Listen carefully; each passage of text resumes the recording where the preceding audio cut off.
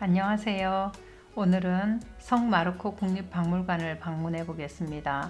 박물관의 전체적인 구조를 따라가며 베아토 안젤리코의 작품을 하나씩 만나볼 텐데요.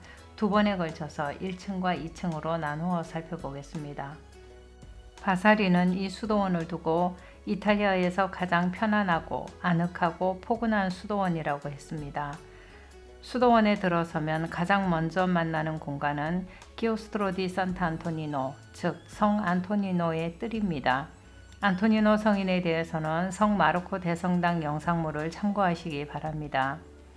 박물관에 들어서면 정면에 베아토 안젤리코가 그린 성 도메니코가 있는 십자가가 있습니다. 1400년대 이 뜰에는 이 십자가와 5점의 벽화만 있었습니다. 누구든지 수도원에 들어오면 바로 도메니코 수도회 소속의 수도원이라는 것을 이 십자가가 말해주고 있습니다. 1523년 안토니노 대주교가 시성이 되자 16, 17세기에 걸쳐 여러 화가들이 대주교의 일대기를 이 뜰의 벽에 그립니다. 이 그림들 중에서 눈에 띄는 것은 성 안토니노가 주교 착자식을 위해 피렌체 대성당인 꽃의 성모 마리아 대성당으로 들어가는 장면입니다.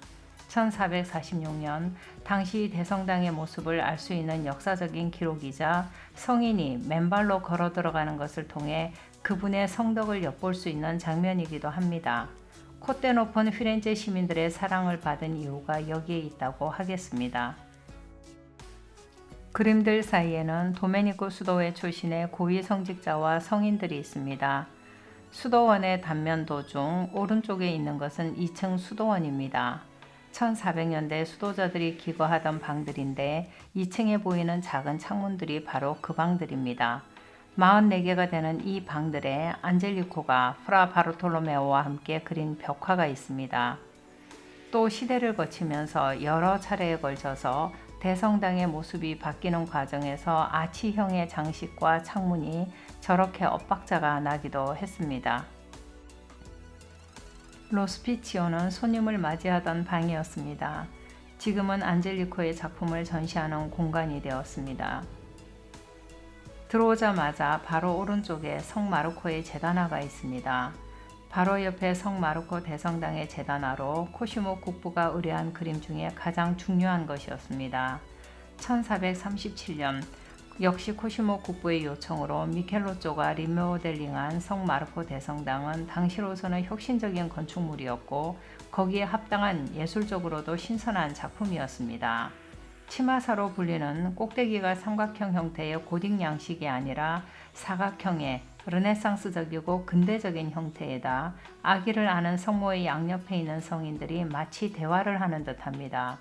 그리고 이 대화가 이루어지고 있는 공간도 마치 넓은 무대를 연상케 합니다. 성인들은 각자 이름이 후광에 적혀 있습니다. 눈에 띄는 것은 앞에 무릎을 꿇고 있는 두 사람입니다.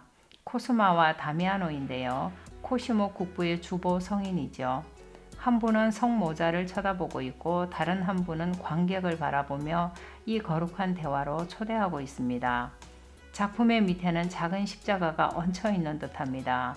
흥미로운 것은 바닥에 깔려있는 카펫인데 문양에도 원근법이 있습니다.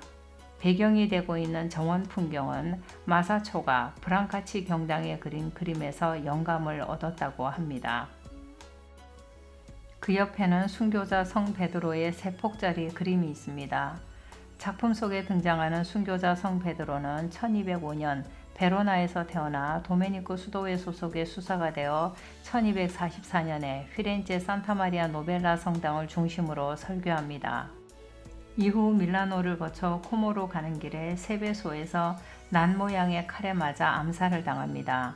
그래서 머리에 피를 철철 흘리고 흰색 도메니코회 수도복을 입고 있으면 순교자 성 베드로라고 보시면 됩니다. 그가 피렌체에서 한 일은 피렌체의 자비회 재단을 만든 것입니다. 이 재단은 지금도 활발히 활동하고 있습니다. 두오모 옆에 세워진 여러 대의 앰뷸런스는 이 재단에서 운영하고 있습니다. 안젤리코의 이 그림이 유명한 것은 형태가 중세 고딕의 삼각 형태에서 르네상스의 사각 형태로 넘어가는 과도기의 작품이기 때문입니다. 가운데 성모와 아기 양쪽으로 왼쪽부터 성 도메니코 세례자 요한이 있고 오른쪽에 순교자 베드로와 토마스 아퀴나스가 있습니다. 그 위에는 양쪽에 두 개의 에피소드가 있는데 왼쪽에 설교하는 순교자 성 베드로가 있고 오른쪽에 베드로의 순교가 있습니다. 원근법과 명암, 배경에 자주 등장하는 자연과 화려한 색상은 당시로서는 대단히 신선하고 혁신적인 것이었습니다. 그가 표현하는 인물에는 죽음이나 어둠의 그림자보다는 빛과 희망이 가득합니다.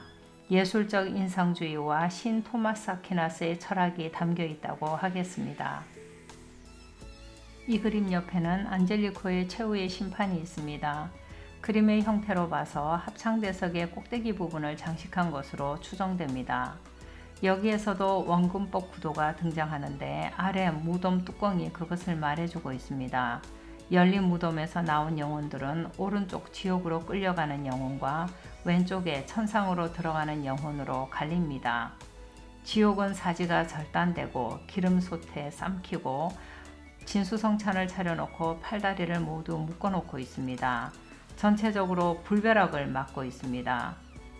왼쪽에 천국에서 눈에 띄는 것은 바로 앞부분에 천상으로 들어온 영혼을 반기는 수호천사가 있습니다. 너무도 기뻐하는 장면이 인상적입니다. 건너편에는 스트로치 제단화로 알려진 그리스도를 십자가에서 내리는 장면이 있습니다. 그림의 하단은 1966년의 홍수에서 심하게 손상 입었던 것을 복구한 것입니다. 배경은 1400년대 피렌체 예술가들의 특징이기도 한 피렌체의 풍경이 담겨 있습니다. 스승 로렌조 모나코와 함께 그린 작품입니다. 그 옆에는 비교적 안젤리코의 후기 작품으로 알려진 거룩한 대화가 있습니다. 개혁파 프란체스코 수도회 소속 보스코 아이 프라티 수도원에 있던 것으로 로마에서 피렌체로 돌아오던 1450년에 그린 것입니다.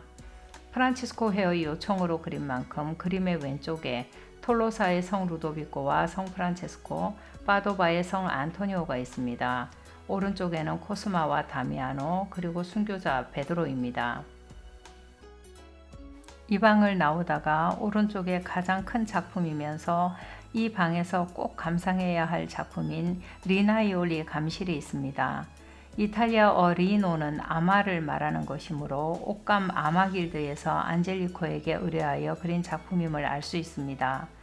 대리석으로 된 틀은 천국의 문으로 알려진 피렌체 성 요한 세례당의 동쪽 문을 제작한 로렌조 길베르디의 작품입니다.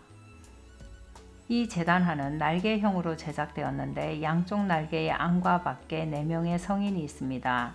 날개를 펴면 좌우로 세례자 요한과 사도 요한이 있고 날개를 접으면 성 마르코 복음사가와 성 베드로가 있습니다. 가운데 아기를 아는 성모를 중심으로 가장자리에는 12명의 천사가 각기 다른 12개의 악기를 연주하고 있습니다. 흔한 별이나 꽃이 아니라 흥겹게 연주하는 천사들을 통해 안젤리코의 풍요를 엿볼 수 있습니다.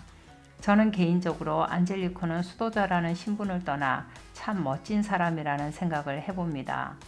아래에는 3개의 작품이 있는데 왼쪽에 베드로의 설교를 받아 적고 있는 성 마르코, 중앙에 박사들의 방문, 오른쪽에 성 마르코의 죽음이 있습니다. 옆방은 수도원의 대식당입니다. 대식당 벽에는 도메니코 섭리의 최후의 만찬이 그려져 있습니다. 안젤리코의 그림을 계승하던 성 마르코 학파에 속한 조반니 안토니오 솔리아니가 그린 것입니다. 그런데 그림이 좀 이상합니다. 최후의 만찬에 둘러선 인물들이 예수님과 제자들이 아니라 성 도메니코를 둘러싼 도메니코의 형제들입니다. 만찬상에는 먹을 것이 아무것도 없고 양쪽 끝에 서 있는 주방 담당 2 수사님은 할 일이 없어 그냥 서 있습니다. 그런데 가운데 2 천사가 빵을 나누어 줍니다. 최후의 만찬 위에는 그리스도의 십자가 죽음이 있습니다. 신학적으로 최후의 만찬과 십자가의 죽음은 같은 맥락에 있습니다. 성체 성사를 의미하기 때문입니다. 그 외 이 방에 전시된 작품들은 프라 바르톨로메오의 영향을 받은 수도자 출신의 화가들이 그린 것들입니다. 여기에는 수사님도 있고 수녀님도 있습니다. 건너편에는 안젤리코의 제자 프라 바르톨로메오의 또 다른 모노톤의 벽화가 그려진 가운데 사보나롤라의 초상화가 있습니다. 바르톨로메오의 대표작으로 알려져 있습니다. 이어지는 방은 살라 카피톨로, 즉 참사회의실입니다. 수도의 장상들이 모여서 회의를 하던 장소입니다. 이 방에는 정면에 안젤리코의 십자가가 있습니다. 안젤리코의 작품 중 가장 큰 대작입니다. 한쪽 벽면을 모두 채우고 있습니다.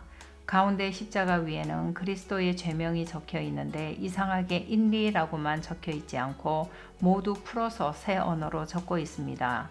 이것은 1439년 피렌체 공의회를 준비하면서 해외 사절단을 의식하여 코시모 국부가 안젤리코에게 요청했기 때문입니다.